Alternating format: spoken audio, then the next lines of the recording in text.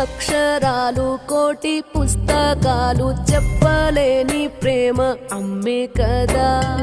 అంతం లేని సొంతం పంతం లేని బంధం స్వార్థం లేని రూపం అమ్మే కదా. ఎంత నిండుగా నీడనిచ్చిన ఎండ తప్పని చెట్టే అమ్మ. కంటి నిండుగా నీరే పొంగిన రెప్పముయని చూపే అమ్మ. తానో స్వర్గం తానో దుర్గం అని సాధ్యం తన మార్గం. వేల అక్షరాలు కోటి పుస్తకాలు చెప్ప